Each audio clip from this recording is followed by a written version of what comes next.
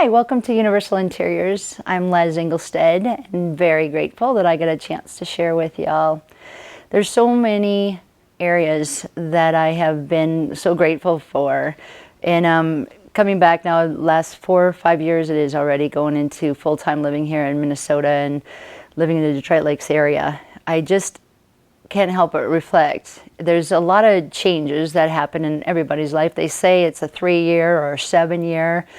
And who knows how often we change. I think it's probably daily.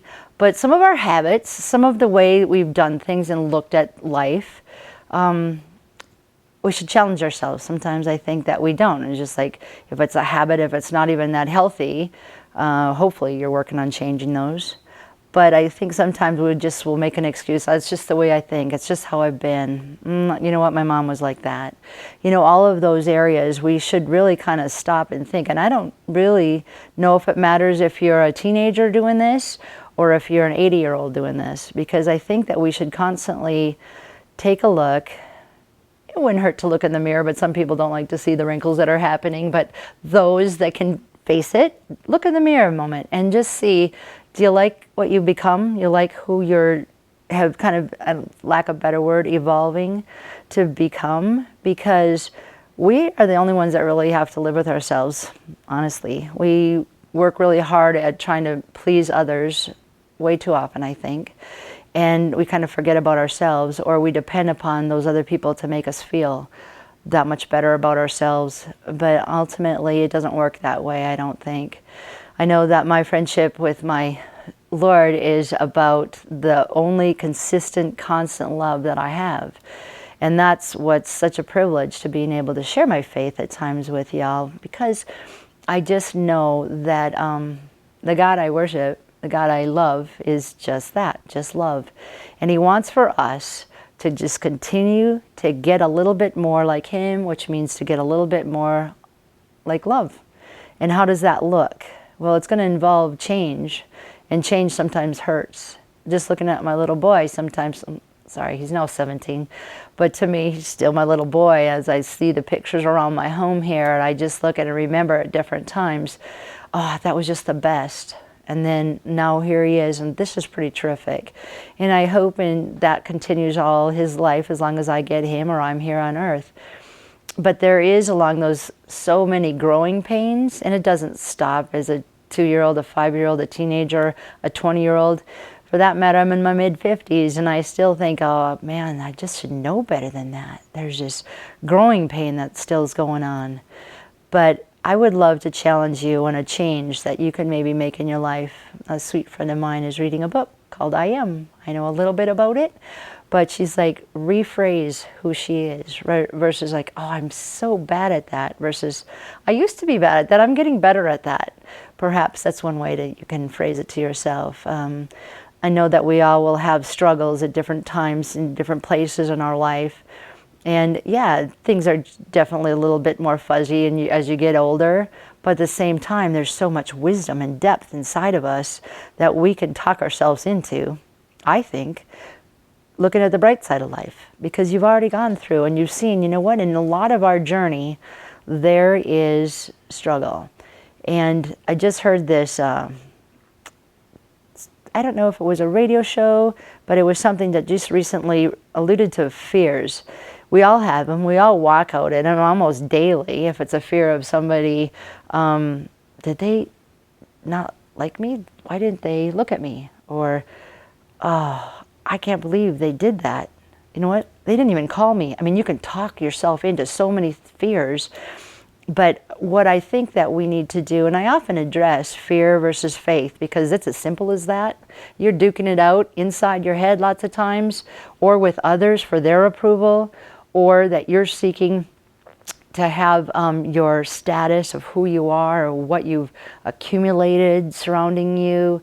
All of this stuff, it continues to just rise. And that's really weary, I think. It's wearing on a person, and it gets you weary. Versus to look around, find a place of contentment, and just challenge yourself to do that changing, to do that self-talk if it be, but more than anything, just discover how amazing you really are, how much you have inside of you. And I believe in my whole life that we're not here on earth one more day than we should be.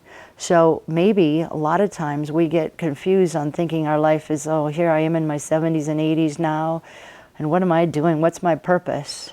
Well, if you ever do question yourself like that, please head over to the retirement center maybe, or maybe to the hospital, or else just go to Walmart and give some of those people that work so hard out there a smile and tell them they've done a good job.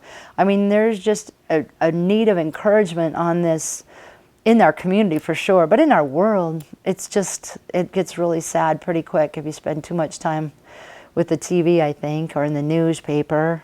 Just at school today, I was overhearing them say, well, I can't pick up the paper at night, or I can't listen to the news at night because then I get fearful of what's going to come. And I agree fully. You know what? Pick up a good book, or go for a walk if you are able to, or call a friend that makes you laugh, or call them and make them laugh.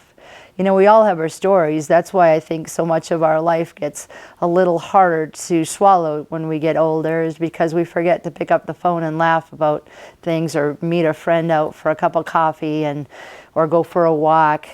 Again, those are just simple things, but really meaningful things in this I guess, our journey, this time that we're given. And the change, like I was speaking of earlier, we're going to get changes no matter how often they come. But then it's up to us to have that choice. And it really is a great way to walk out this day-to-day living. And I refer to it a whole lot, but that's just simply because that's the way the Creator's put that into us, is that if you learn to give, you're definitely going to get.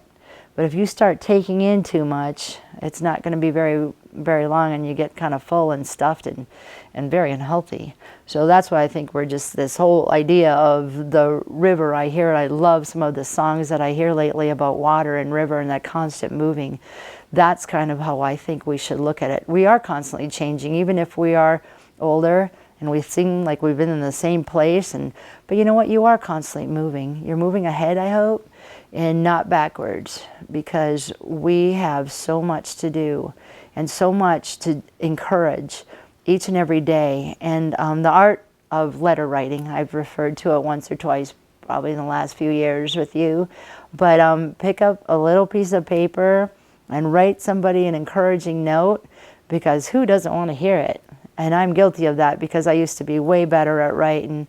But it's incredible to receive something. My dad right now is out in the Cape Cod area, and he's in a retirement center, and had to visit him, and I thought I was going to have to say goodbye to him. But he's a strong fella.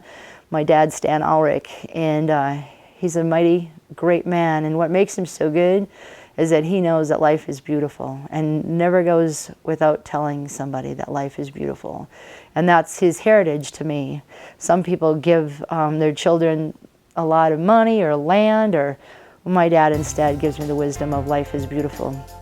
So now perhaps I get to share that with you. Simple statement, but I hope you take some time to recognize just what a gift life is. Changes are coming. Now, what are you going to do with the choice? Are you going to go to the good, or are you going to go to the sad? Really up to you. Simple ways of looking at life, but you know what? That's the way it is, at least according to Les Inglestead. Thanks for tuning in, and look forward to talking with you next time. Have a great day.